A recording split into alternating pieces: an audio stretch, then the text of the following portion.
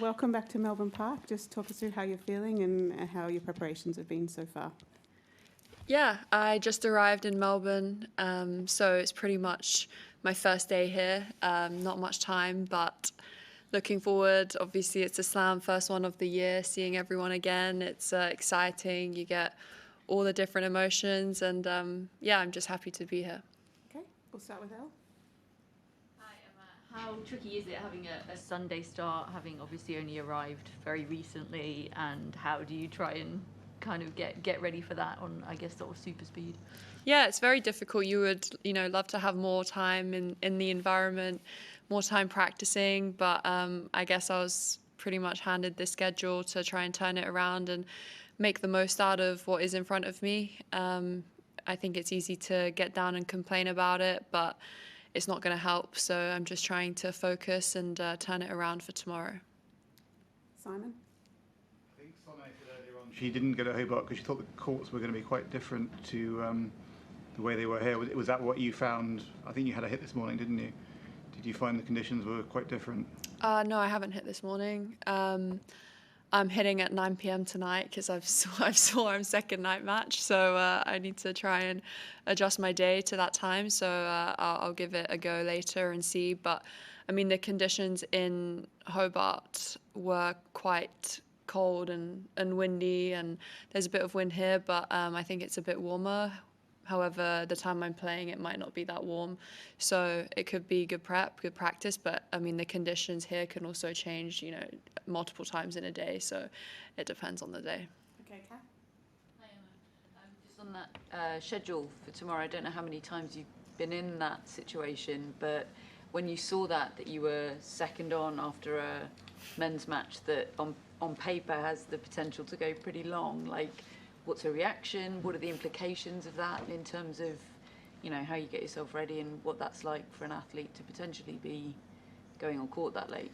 Yeah, I think it's very difficult to be scheduling women's matches after a potential 5-set match. To me, it doesn't really make as much sense, but I think after seeing it, the initial reaction is probably like, it's a late one, but and then you deal with it and you try and shift your day and adjust. Like today, I'm going to practice and see what it's like. I don't think I've been in that situation. Only once before, maybe when I played the semis of the US Open. I played second night match, but other than that, I haven't played that late. So for me, it's a new experience, something that I need to learn to do. Hopefully, if I'm playing this game for a long time, I'll probably be in this situation again. So it's a good learning step to try and adjust and deal with that day as well. Okay, Matt? You're in a much different position than you were a year ago when you were here.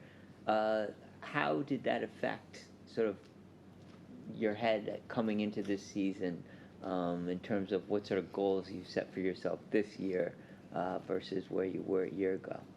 Yeah, last year I think I did a great job of turning my season around after Indian Wells. I think I started picking up some really good momentum. For me, the end of 2025 was difficult because I was hampered by a foot injury, so that's just taken some time to recover, and I didn't get to really have a preseason. So I started training very, very late on tennis-wise. So because of that, I feel like I need to kind of take the pressure off myself and not put too much pressure on and expect to be playing amazing tennis because, I'm like week 4 of return to play. So it's not of practice. It's not much at all. So I just want to keep putting in the right steps that I know are going to take me to where I want to go in the future, whether that comes this week, whether it comes tomorrow, whether it comes in a couple of weeks. I know it will inevitably. Okay, Stu, and then Tumaini. Stuart? Have you had the chance to scout your opponent much? Because I think she's actually played quite well recently between an ITF and the Southeast Asian Games, but there doesn't seem to be many videos of her out there.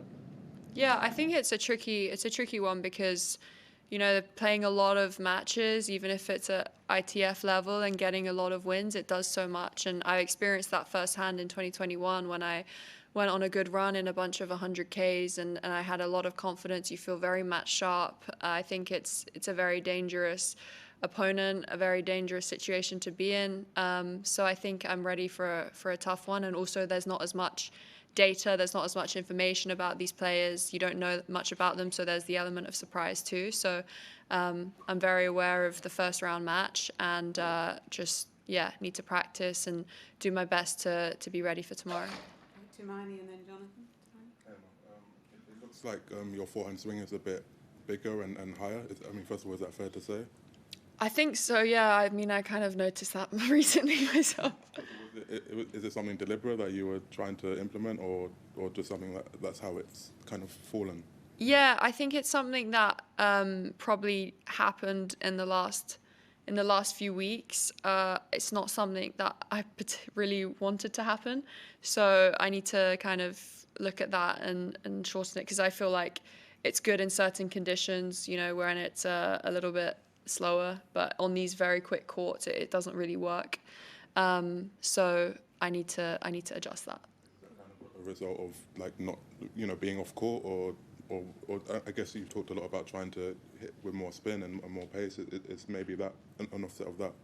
I think it's because, I've been working on certain things with Francis, and on a particular shot it works well, but we didn't really practice a different type of shot, which it doesn't work so well. So it's probably because we haven't done the latter, and it's just drifted in that way. But it's not something I want to continue. Jonathan? Similar sort of question, actually. I mean, given how disruptive the off-season was, how much time have you actually had to work on the technical side of things? And I kind of remember, I think at the US Open you was mentioning the serve was something you were going to pay particular attention to. So what have you been working on specifically? Yeah, I mean, I pretty much started hitting like on the 20th of December, so it's not been much time at all.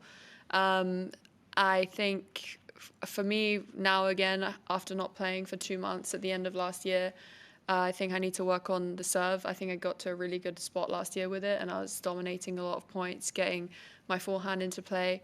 I think that's something that I need to continue to do more of, and I have confidence that, given a little bit of time, I can kind of get that back on my serve as well. I think it's such an important element of the game, of course, but for sure serve and forehand are two big parts of the game that I want to keep doing and working on.